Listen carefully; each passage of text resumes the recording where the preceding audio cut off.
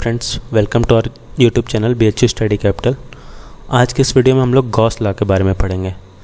तो Gauss law में जानने से पहले हम लोग सबसे पहले जान लें कि इलेक्ट्रिक फ्लक्स क्या होता है।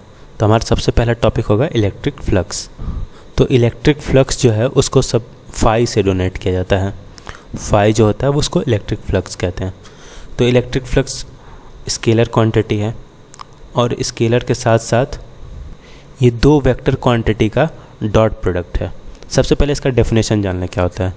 तो हम लोग को पता है कि इलेक्ट्रिक फील्ड लाइंस के बारे में, इलेक्ट्रिक फील्ड अगर कहीं होता है तो वो इलेक्ट्रिक फील्ड लाइंस के मदद से ही होता है।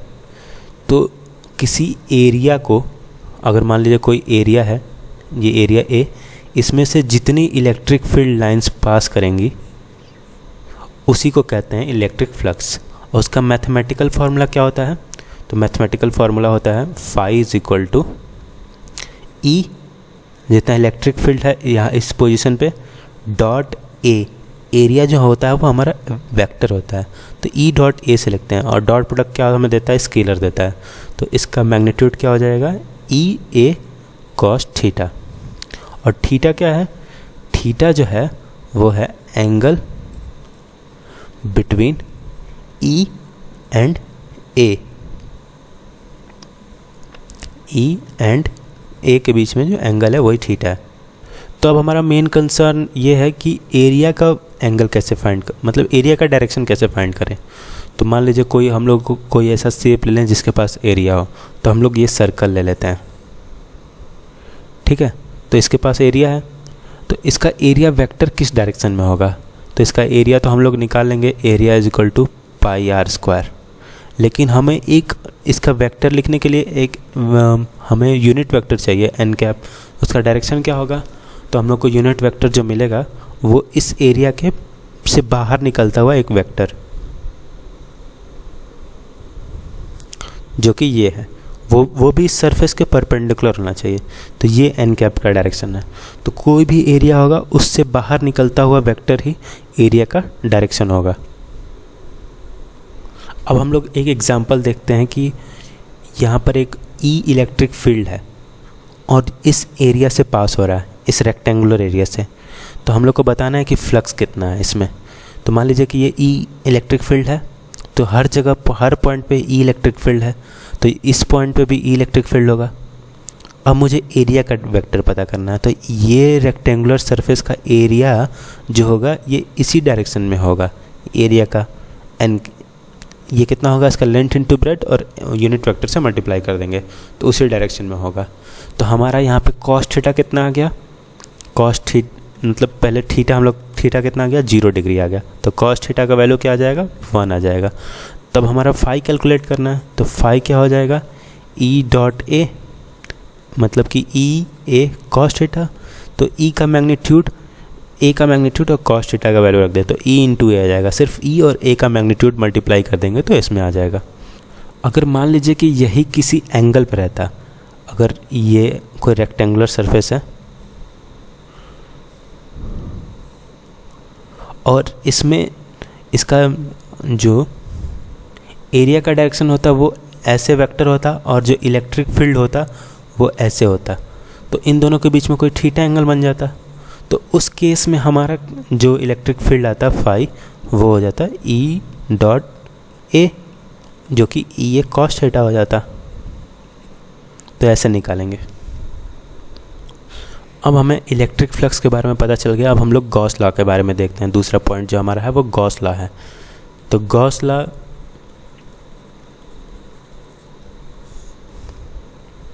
ये कहता है कि अगर मान लीजिए कोई एक चार्ज पार्टिकल है, हम लोग का कई सारे चार्जेस हैं, Q1, Q2, Q3, ये सारे चार्जेस हैं, और यहाँ पे Q4।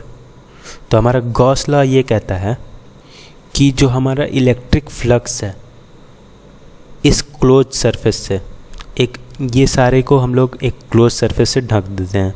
ये जो ब्लैक वाला है ये क्लोज सरफेस है और इन सारे चार्जेस को इस क्लोज सरफेस से ढक दें, ठीक है।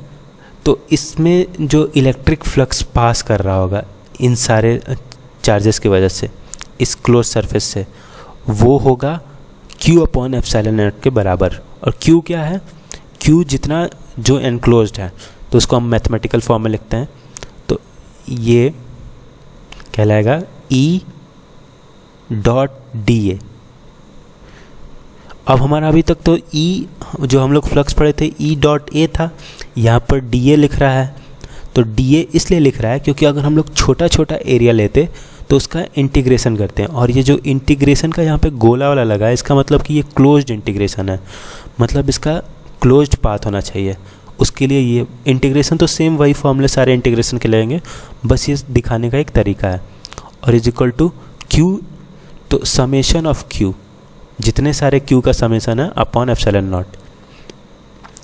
तो इसको हम लोग फाई से भी डोनेट कर सकते हैं। Phi is equal to integration of E dot DA is equal to summation of Q। ये तीनों एक रिलेशन है। तो अभी तो हम लोग ये गॉस लॉ का यूज़ इसलिए करते हैं ताकि हम लोग इलेक्ट्रिक फील्ड फाइंड कर सकें। तो अभी हम लोग देखेंगे एप्लीकेशंस में सारे कि कैसे कैसे हर अलग अलग चीज़ का इलेक्ट्रिक फील्ड कैसे फाइंड किया जाता है, और आप लोग को गॉस लॉ कैसे लगाएं वो उससे ज़्यादा क्लियर होगा। तो अब हम लोग देखते हैं एप्लीकेशंस। तो अब हमें एक पहला एप्लीकेशन है कि पॉइंट चार्ज के द्वारा हमें इलेक्ट्रिक फील्ड बताना है। ठीक है, तो अब हम लोग सबसे पहले पॉइंट चार्ज ले लेते हैं। मान लीजिए ये प्लस चार्ज है, पॉइंट चार्ज, और कितना चार्ज है? Q है।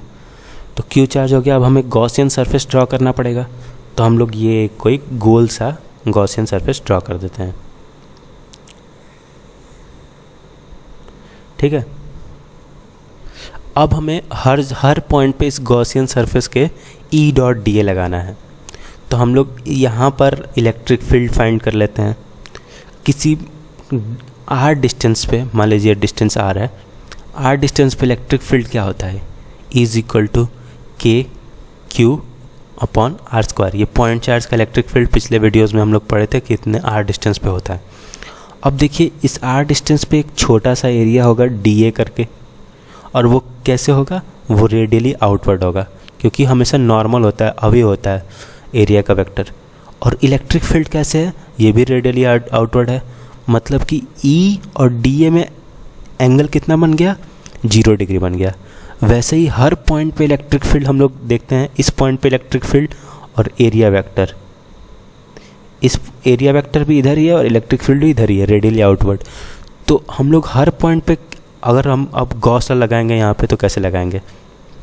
तो गॉस लॉ लगाना है यहाँ पे, तो हर पॉइंट पे हम लोग को लगाना है। तो integration of E dot DA होता है। इंटीग्रेशन का मतलब क्या होता है? इंटीग्रेशन का मतलब सम होता है, Q अपॉन एप्सिलॉन नॉट। ये रिलेशन है हम लोग का। तो इंटीग्रेशन लगाना है। अब E और DA के बीच में एंगल क्या है? 0 डिग्री है। तो यहाँ पे E DA सीधा सीधा हो जाएगा, वेक्टर का साइन हट जाएगा, कॉस थीटा के वैल्यू भी रख दिए हम लोग। अब इंटीग्रेशन है और is equal to Q upon epsilon naught है। अब देखिए E तो हर जगह कांस्टेंट है, और कितना है? KQ अपॉन R² है, तो वो बाहर निकल आएगा। हमें ये पता है कि KQ अपॉन R² होता है। अभी हम लोग उसको डेरिवेशन कर रहे हैं गॉस लॉ से, तो ये हमें इसलिए मैं ये लिखा हूँ क्योंकि हमें ये पता चल जाए कि E कांस्टेंट है। तो E हमारा कांस्टेंट है तो बाहर निकल जाता है, और DA का इंटीग्रेशन हो जाता है। तो ये हो जाएगा Q अपॉन एप्सिलॉन नॉट। और DA किसी भी गोल चीज़ का, ये गोल चीज़ हम लोग स्फीयर माने हैं ना, तो ये स्फीयर का सरफेस एरिया कितना होता है? 4πr²। तो E is equal to E into 4πr² is equal to Q upon epsilon naught. तो यहाँ से E की वैल्यू आ जाएगी Q अपॉन एप्सिलॉन नॉट 4π, ये 4π नीचे मल्टीप्लाई और R² बगल में, तो ये आ जाएगा KQ अपॉन R²। तो ऐसे हम लोग लगा सकते हैं। तो ये तो डेरिवेशन हो गया। तो हमें एक ट्रिक जैसे याद रखना है कि गॉसियन सरफेस वैसा चुनेंगे जहाँ पे इलेक्ट्रिक फील्ड कांस्टेंट हो, तभी हम लोग इलेक्ट्रिक फील्ड निकाल पाएंगे, क्योंकि इसको इंटीग्रेशन के बाहर लाना है। तो ये कांस्टेंट होगा तभी तो बाहर आएगा, और तभी हम लोग इसको लेफ़्ट साइड में रख पाएंगे और राइट साइड की वैल्यू निकाल पाएंगे। तो हमें ध्यान रखना है कि गॉसियन सरफेस वैसा चुनना है जिसमें इलेक्ट्रिक फील्ड कांस्टेंट हो और कॉस थीटा सब में 0 हो। तो मैं अभी सारे एग्जांपल्स दिखाऊंगा जिसमें इलेक्ट्रिक फील्ड कांस्टेंट होता है, और ऐसा गॉसियन सरफेस हर बार चूज़ करेंगे जिसमें इलेक्ट्रिक फील्ड कांस्टेंट होगा और कॉस थीटा 0 होगा। ताकि हमें कैलकुलेशन में कोई दिक्कत ना आए। हम लोग फ्री हैं कि कोई भी गॉसियन सरफेस चूज़ कर सकते हैं, लेकिन फिर आपको इंटीग्रेशन में दिक्कत आएगा। मैं ऐसा गॉसियन सरफेस भी चुन सकता हूँ, बस मुझे इनक्लोज करना है, लेकिन इसका इंटीग्रेशन नहीं कर पाऊँगा मैं। तो इसीलिए हम लोग ऐसा गॉसियन सरफेस चूज़ करेंगे जिसका इंटीग्रेशन में आसानी हो। तब हम आगे सारे एग्जांपल्स करेंगे, उसमें मैं बस गॉसियन सरफेस ड्रॉ करूँगा, इलेक्ट्रिक फील्ड कांस्टेंट और एरिया भी उसके पैरेलल होगा इलेक्ट्रिक फील्ड के, और मैं बताऊँगा कि इलेक्ट्रिक फील्ड कितना होता है, बस वैल्यू बता देंगे। तो मान लीजिए हमें एक लॉन्ग चार्ज वायर के द्वारा निकालना है कि उसका इलेक्ट्रिक फील्ड कितना होगा और कितने डिस्टेंस पे निकालना है, मान लीजिए यहाँ पर निकालना है। तो मैं एक ऐसा सिलेंडर लूँगा जो इतना दूरी पर हो, ठीक है। इसका गॉसियन सरफेस क्या होगा, सिलेंडर लूँगा ऐसा, ठीक है। और ये चार्ज कहाँ से है, प्लस इन्फिनिटी से माइनस इन्फिनिटी तक है, मतलब बहुत ही बड़ा है। तो मुझे किसी उसके दूरी पे निकालना है, तो मैं एक सिलेंडर सरफेस लूँगा। ये ही ऐसा सरफेस है जिसका इंटीग्रेशन आसानी से हो जाएगा और हमें कोई दिक्कत नहीं होगा। और इसका एरिया वेक्टर और इलेक्ट्रिक फील्ड वेक्टर में 0 डिग्री का एंगल बनेगा। तो मैं सारा आपको ड्रॉ करके दिखाऊंगा।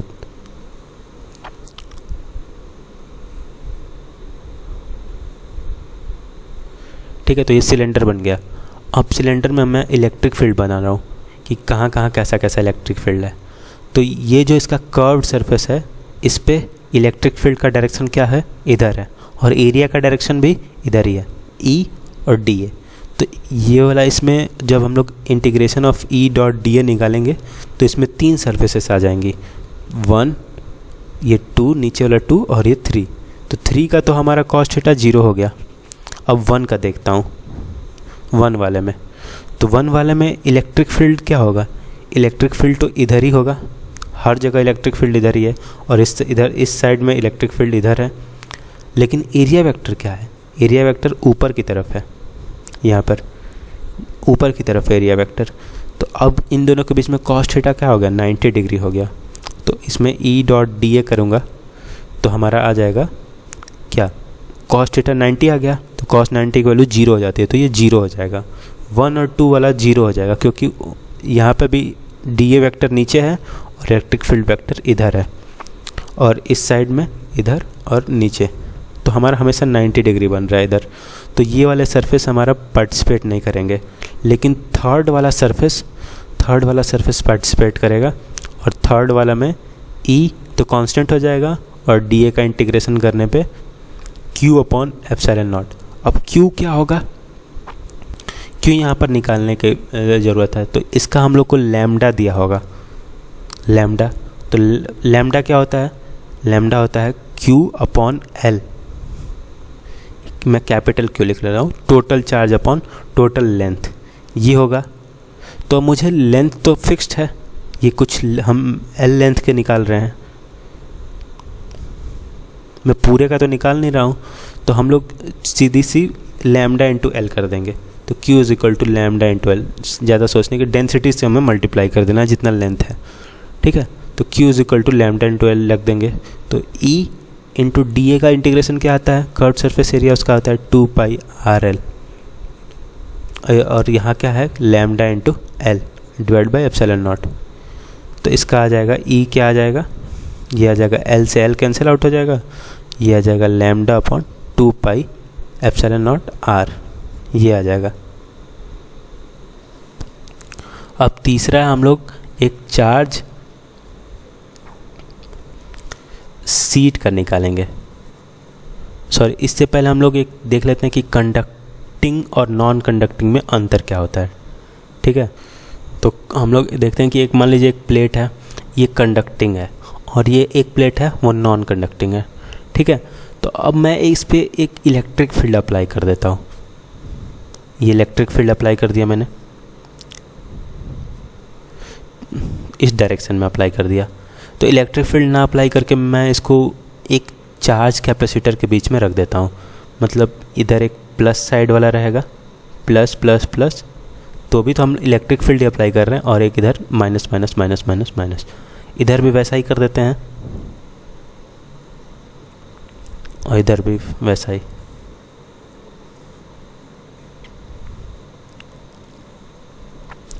ठीक है। अब मैं इसको इलेक्ट्रिक फील्ड के बीच में रख दिया, तो इसके अंदर क्या होगा, ये जो इलेक्ट्रिक फील्ड का लाइन इसके अंदर कैसे पास करेगा, ऐसे जाएगा इस डायरेक्शन में, ठीक है, इस डायरेक्शन में जाएगा। इसमें भी कैसे जाएगा, इस डायरेक्शन में जाएगा, ठीक है। सारे प्लेट में हर पॉइंट पे ऐसे ऐसे कई सारे होंगे, तो मैं वो सारा नहीं ड्रॉ कर रहा हूँ, बस एक ड्रॉ कर रहा हूँ समझने के लिए, ठीक है। और क्या अंतर आएगा, और अंतर ये आएगा कि इसमें जो कंडक्टिंग में फ्री इलेक्ट्रॉन्स होंगे, नॉन कंडक्टिंग में भी फ्री इलेक्ट्रॉन्स होंगे। तो सारे मैटर्स में फ्री इलेक्ट्रॉन होते ही हैं, इंसुलेटर में नहीं होते बस। तो यहाँ पर उसमें भी होते हैं लेकिन बहुत कम होते हैं। तो यहाँ पे फ्री इलेक्ट्रॉन्स होंगे तो वो पॉजिटिव की तरफ अट्रैक्ट होंगे, या इलेक्ट्रिक फील्ड के अपोजिट साइड में चले जाएंगे। तो इलेक्ट्रॉन होंगे तो वो इधर negative negative negative negative surface पे आ जाएंगे, और जो इधर बच गए वो पॉजिटिव रह जाएंगे। और इसमें भी वैसा ही होगा, नेगेटिव नेगेटिव नेगेटिव नेगेटिव, और इधर जो बच जाएंगे वो पॉजिटिव रह जाएंगे, ठीक है। अभी तक तो दोनों में कोई अंतर नहीं रहा। तो मेन अंतर क्या आता है कि अब जो इसके अंदर भी जो कंडक्टिंग मटेरियल है, इसके अंदर भी एक इलेक्ट्रिक फील्ड बन गया। तो ये उसका डायरेक्शन में बना दे रहा हूँ, ये ऐसे। और इसके नॉन कंडक्टिंग मटेरियल के भी अंदर इलेक्ट्रिक फील्ड बन गया, उसका डायरेक्शन में बना दे रहा हूँ ऐसे। लेकिन मैंने दोनों एरो का लेंथ इक्वल नहीं बनाया है। यही मेन अंतर होता है कि जो कंडक्टिंग मटेरियल है उसमें जितना अप्लाइड इलेक्ट्रिक फील्ड है, ये अप्लाइड है, और ये जो अंदर जो इंड्यूस्ड है, ये अप्लाइड है और ये इंड्यूस्ड है। तो अप्लाइड इलेक्ट्रिक फील्ड और induced electric field, E applied is equal to E induced, ठीक है। और ई अप्लाइड इसमें जो होता है वो ग्रेटर देन ई इंड्यूस्ड होता है। ये मेन अंतर है। तो मतलब इसका नेट चार्ज ये और ये एक दूसरे को कैंसिल आउट कर देंगे क्योंकि अपोजिट डायरेक्शन में है। तो इसमें कंडक्टर के इनसाइड क्या होगा, इलेक्ट्रिक फील्ड 0 होगा। तो ई इनसाइड क्या हो जाएगा, 0 हो जाएगा। लेकिन इसमें ये एक दूसरे को कैंसिल नहीं कर पाएंगे, इतना ही पोर्शन एक दूसरे को कैंसिल कर पाएगा। तो नेट तो इतना बच गया ना, तो ये हमारा ई इनसाइड 0 नहीं होगा इसमें। तो ये मेन अंतर है। अब हम लोग देखते हैं कि जो चार्ज शीट है उसमें 2 टाइप के मटेरियल्स आ जाएंगे, एक तो कंडक्टिंग का और दूसरा नॉन कंडक्टिंग का। तो दोनों का इलेक्ट्रिक फील्ड हमें देखना है कितना कितना होता है। मान लीजिए कि एक कोई इनफाइनाइट प्लेट है और वो कि नॉन कंडक्टिंग है और इसका चार्ज डेंसिटी कितना है, सिग्मा। तो मुझे किसी पोर्शन में चार्ज निकालना पड़े तो उसका एरिया निकालूंगा और सिग्मा से मल्टीप्लाई कर दूंगा। तो अब मुझे किसी पॉइंट पे यहाँ पर मुझे इसका इलेक्ट्रिक फील्ड बताना है, तो हम लोग गॉस लॉ का यूज़ करेंगे। और चूंकि ये नॉन कंडक्टिंग है तो इसके पूरे अंदर चार्ज होगा, क्योंकि इनसाइड में तो इलेक्ट्रिक फील्ड 0 नहीं होता है, तो इसमें चार्ज अंदर रहेगा। और इस कंडक्टिंग वाले में इनसाइड में इलेक्ट्रिक फील्ड 0 है, तो अभी आगे सॉल्व करेंगे उसके लिए। तो उसमें अंदर चार्ज 0 हो जाएगा। तो हम लोग का गॉसियन सरफेस इसी हिसाब से चूज़ करेंगे कि अंदर चार्ज होगा कि नहीं होगा, उसके हिसाब से चूज़ करेंगे। तो अब हम लोग गॉसियन सरफेस चूज़ करते हैं, तो इसमें सिलेंडर गॉसियन सरफेस चूज़ करेंगे। तो ये गॉसियन सरफेस हो गया, ये ऐसा ऐसा, फिर ये सिलेंडर हमारा हो गया। तो इसमें भी 3 सरफेस हैं गॉसियन के। तो पहला क्या है, पहला ये है, दूसरा ये है और तीसरा ये है। तो हम लोग पहले दूसरे में देखते हैं। ये इन्फिनिटी तक है, ये माइनस इन्फिनिटी और ये प्लस इन्फिनिटी तक। तो ये जो है यहाँ पर इलेक्ट्रिक फील्ड किस डायरेक्शन में होगा, 2 पर फेस पे, 2 फेस पे इलेक्ट्रिक फील्ड जो होगा वो इस डायरेक्शन में होगा, ई। और एरिया किस डायरेक्शन में होगा, एरिया भी इसी डायरेक्शन में होगा, क्योंकि वो बाहर होता है। इसमें क्या होगा, इसमें ई इधर डायरेक्शन में होगा और एरिया भी उसी डायरेक्शन में होगा। तो इन दोनों में कॉस थीटा 0 है। लेकिन अंतर यहाँ पे कर्व्ड सरफेस में आता है। कर्व्ड सरफेस में यहाँ पर कर्व्ड सरफेस पे इलेक्ट्रिक फील्ड ऐसे होगा और एरिया ऐसे होगा। तो यहाँ पे ये कर्व सरफेस वाला 0 हो जाता है। तो मैं तीनों से फ्लक्स फाइंड करता हूँ। तो ई डॉट पहले मैं 1 का कर देता हूँ, E dot D A plus 2 का E dot D A plus 3 का E dot D A is equal to Q upon epsilon naught. तो क्यू निकालने के लिए सिग्मा इंटू इसका जितना एरिया है, तो sigma into area upon epsilon not ये हो गया। और ये 1 ये 2 ये 3 का है। तो हमारा 1 और 2 का बराबर होगा, क्योंकि इसका भी उतना ही इलेक्ट्रिक फील्ड इतना दूरी पर है, क्योंकि सेम सिमेट्री है। तो 1 का 2 के बराबर होगा। और कितना होगा, इन दोनों में 0 एंगल है तो ई इंटू ए हो जाएगा। तो हो जाएगा 2EA हो जाएगा। और 3 का क्या होगा, 0 हो जाएगा। और sigma A upon epsilon naught. तो ए से ए कैंसिल आउट हो गया, क्योंकि ये 0 का कोई मतलब नहीं है। तो हमारा इलेक्ट्रिक फील्ड कितना हो गया, इलेक्ट्रिक फील्ड आ जाएगा सिग्मा अपॉन 2 एप्सिलॉन नॉट। तो ये इतना आ गया। तो ये हमें याद रखना है। मेरा मेन मोटो ये याद कराना फॉर्मूला नहीं, हमें कैसे गॉसियन सरफेस चूज़ करना है ये है। तो अभी हम लोग नॉन कंडक्टिंग का देखते हैं कि कैसे होता है। तो ये कंडक्टिंग शीट है, तो इसमें जो चार्ज होगा ये भी प्लस इन्फिनिटी से माइनस इन्फिनिटी है, पूरा लंबा सा है। तो इसमें जो चार्ज होगा ये सिर्फ सरफेस पे बटेगा। ये कंडक्टर्स का प्रॉपर्टी है, ये भी साथ साथ याद करते जाइए कि कंडक्टर्स में सिर्फ चार्ज सरफेस पे बढ़ता है और इनसाइड इलेक्ट्रिक फील्ड 0 होता है। इलेक्ट्रिक फील्ड 0 होगा तो पोटेंशियल अंदर कांस्टेंट होता है और चार्ज भी अंदर 0 होगा। तो अब मुझे गॉसियन सरफेस चूज़ करना है। तो गॉसियन सरफेस यहाँ पर भी मैं सिलेंडर चूज़ करूँगा, लेकिन वो सिलेंडर यहाँ से होगा।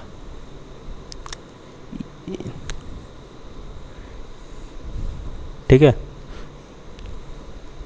तो ये सिलेंडर में फिर से अब मेरे पास 3 सरफेसेस हो गए, ये 1 ये 2 और ये 3। अब देखिए यहाँ पर सेम चीज़ है, लेकिन वहाँ पर जो सेकंड सरफेस था, ये सेकंड सरफेस था, इसमें इलेक्ट्रिक फील्ड था, लेकिन ये यहाँ पे जो ये थर्ड सरफेस है इसमें इलेक्ट्रिक फील्ड 0 हो जाएगा। क्यों? क्योंकि अंदर तो कोई चार्ज ही नहीं है ना, और चार्ज नहीं है तो भी 0 हो जाएगा। और चार्ज से मतलब नहीं है, मेनली इधर चार्ज है और इधर चार्ज है, तो इसका डायरेक्शन एक इधर होगा एक का इधर होगा, दोनों कैंसिल आउट कर जाएंगे तो 0 हो जाएगा। तो हमारा 3 भी 0 हो जाएगा, 1 का फ्लक्स 0 हो जाएगा और 3 का फ्लक्स 0 हो जाएगा। इन तीनों का फ्लक्स 0 हो जाएगा। तो हमारा क्या बचेगा, सिर्फ ई डॉट, और सेम हो जाएगा इसके जैसा। ई डॉट ए कितना हो जाएगा इसका, सेकेंड वाले का, उसका ई डॉट ए हो जाएगा, डी ए हो जाएगा क्यू अपॉन एप्सिलॉन नॉट। और क्यू क्या है, sigma into A upon epsilon naught. इतना ही तो है एरिया। तो E dot E into A is equal to sigma A upon epsilon naught होगा। तो ए से ए कैंसिल आउट हो जाएगा, तो ई क्या आ जाएगा, सिग्मा बाई एप्सिलॉन नॉट आ जाएगा।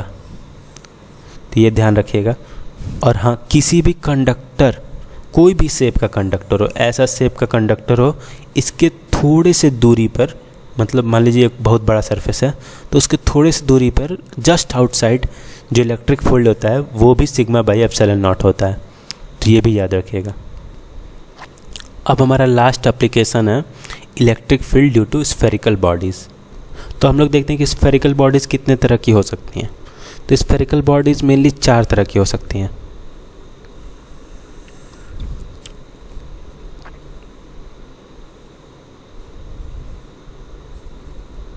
और एक 4 तरह की हो सकती हैं। तो पहला है कि हमारा या तो हॉलो हो सकता है या तो भरा हुआ सॉलिड हो सकता है।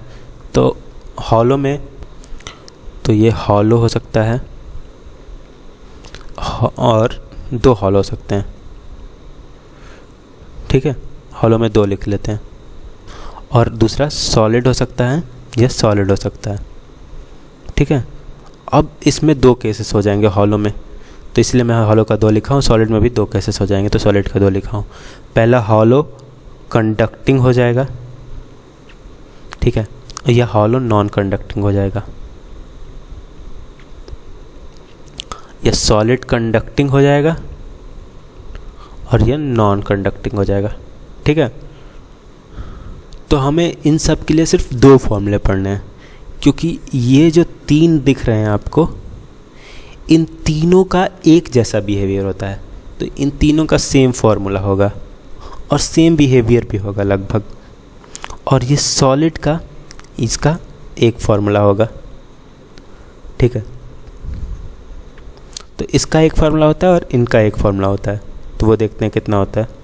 तो ये सारे इन सब के फॉर्म स्फीयर में, तो हम लोग स्फीयर बना लेते हैं पहले एक। तो इस स्फीयर में हमें 3 केसेस बताने हैं। इसका 3 फार्मूला होगा। एक होगा ई इनसाइड, ठीक है, एक होता है ई एट सरफेस और ई आउटसाइड। ये 3 फार्मूले हमें पता रहने चाहिए। तो इन तीनों केसेस में ई इनसाइड कितना होगा? अंदर तो हम लोग गॉसियन सरफेस इनसाइड में ड्रॉ करेंगे, ऐसे ऐसे ऐसे। तो गॉसियन सरफेस में तो अंदर चार्ज होना चाहिए ना। तो अगर कंडक्टिंग हुआ स्फीयर अगर सॉलिड है तो चार्ज तो अंदर जाएगा नहीं, सिर्फ सरफेस पे बढ़ जाएगा। और मान लीजिए अगर हॉलो हुआ और कंडक्टिंग हुआ तो भी अंदर चार्ज नहीं जाएगा, क्योंकि अंदर तो कुछ मटेरियल ही नहीं है ना। और नॉन कंडक्टिंग हुआ फिर भी अंदर नहीं जाएगा, क्योंकि अंदर कोई भी मटेरियल नहीं, अंदर से हॉलो है ये। तो हमारा कोई फ़र्क नहीं पड़ने वाला। तो अंदर तीनों में सेम कंडीशन हो गया। तो ई इनसाइड क्या होगा? क्यू अंदर 0 है तो ई इनसाइड भी 0 हो जाएगा। अब सरफेस पे याद रखने का क्या है? तो गॉसियन सरफेस जो ड्रॉ करेंगे वो यही हो जाएगा, सेम स्फीयर के बराबर हो जाएगा। तो उस पर टोटल चार्ज कितना आ जाएगा? क्यू, जितना हम लोग दिए हैं इसको। तो और रेडियस कितना है? तो इसका आ जाएगा सिंपली KQ/r², इतना आ जाता है।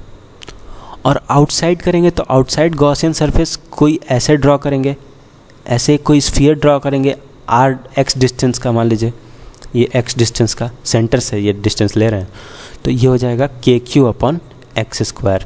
और Q कितना होगा? चार्ज तो सारा कंटेन कर रहा है तो KQ रहेगा। तो इसका ग्राफ कभी कभी पूछ देता है, तो E वर्सेस X का ग्राफ या E वर्सेस डिस्टेंस का, ठीक है, E वर्सेस जो X है।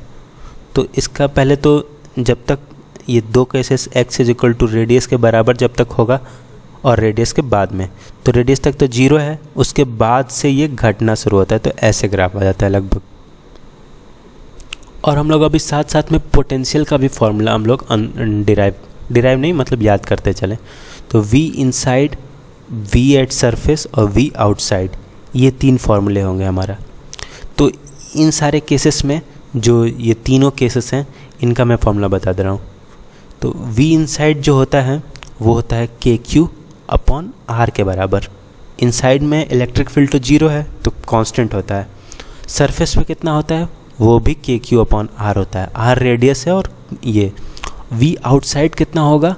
KQ/x होता है। x क्या है? डिस्टेंस फ्रॉम सेंटर है, ठीक है, ये याद रखिएगा, क्योंकि कभी कभी गलती हो जाता है कि हम लोग डिस्टेंस रेडियस से ले लेते हैं। तो डिस्टेंस फ्रॉम सेंटर है किसी, मतलब इस स्फीयर का हमें x डिस्टेंस पे यहाँ पर पोटेंशियल निकालना है। तो यहाँ सेंटर से मैं इस दूरी को नापूंगा और KQ इसका चार्ज जो होगा /x ये लिख दूंगा उसका पोटेंशियल। अब हमारा आखिरी बच गया नॉन कंडक्टिंग स्फीयर। तो मान लीजिए एक नॉन कंडक्टिंग स्फीयर है, तो उसमें जो चार्ज होगा ये सॉलिड स्फीयर है, सिर्फ ये लास्ट केस बच गया। तो इसमें प्लस प्लस सारे में अगर मैं प्लस चार्ज दे दूंगा तो ये पूरे बॉडी पे बढ़ जाएगा, मतलब पूरे वॉल्यूम पे बढ़ जाएगा। तो इसमें अगर टोटल चार्ज हमें निकालना है, क्यू निकालना है टोटल हमें, तो उसके रो से मल्टीप्लाई करना पड़ेगा, रो इंटू वॉल्यूम से मल्टीप्लाई करना पड़ेगा। अब मैं देखता हूँ कि कैसा कैसा गॉसियन सरफेस में चूज़ कर सकता हूँ। तो मान लीजिए मुझे भी इसमें भी 3 केसेस इलेक्ट्रिक फील्ड के निकालने पड़ेंगे। एक तो इनसाइड किसी पॉइंट पे पूछेगा तब, एक सरफेस पे और एक आउटसाइड। तो मैं इनसाइड के लिए बनाता हूँ और सरफेस के लिए सेम ही हो जाएगा। तो मैं इनसाइड में अगर मुझे गॉसियन सरफेस ड्रॉ करना हो तो ऐसे ड्रॉ करूँगा, कोई स्फीयर ड्रॉ करूँगा एक ऐसा, और मुझे सेंटर से ये x दूरी पे निकालना है, ठीक है। तो E इनसाइड, तो मैं टोटल इस पे इलेक्ट्रिक फील्ड कैसे डायरेक्शन में होगा? इस डायरेक्शन में होगा सारे में, ऐसे ऐसे ऐसे, और एरिया भी उसी सेम डायरेक्शन में होगा। तो जो हमारा इंटीग्रेशन ऑफ E.dA होगा उसमें से ई तो कांस्टेंट होगा तो बाहर निकल आएगा और डी ए का इंटीग्रेशन हो जाएगा और divided by Q upon epsilon naught. तो यहाँ पे मेनली कंसर्न हमारा है ई डॉट डी ए, तो सेम वैसे ही बिहेव कर रहा है, ई बाहर आ जाएगा और डी ए का इंटीग्रेशन क्या हो जाएगा 4 पाई आर एक्स स्क्वायर, क्योंकि इस स्फीयर का रेडियस एक्स है।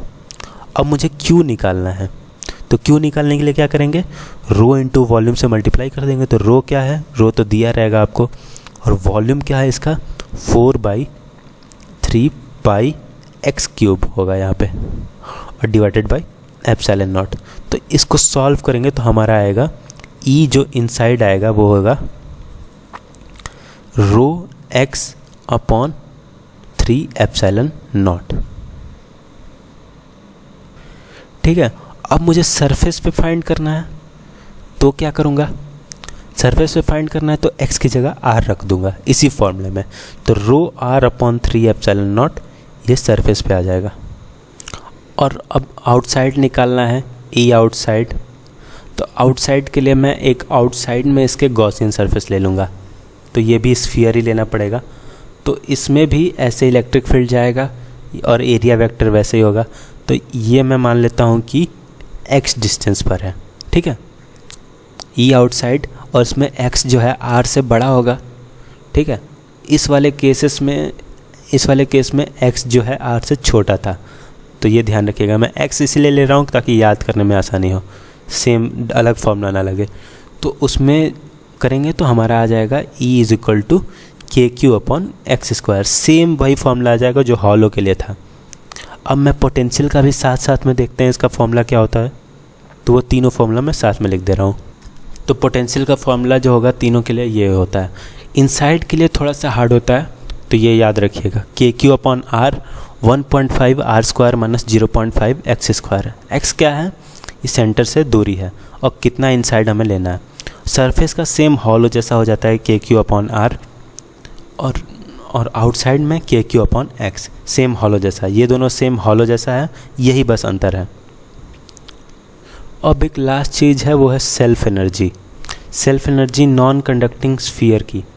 तो इसका सेल्फ एनर्जी जो होता है वो कभी कभी पूछता नहीं है, लेकिन आप लोग ध्यान रखिए। सेल्फ एनर्जी क्या होता है, पोटेंशियल एनर्जी कह सकते हैं।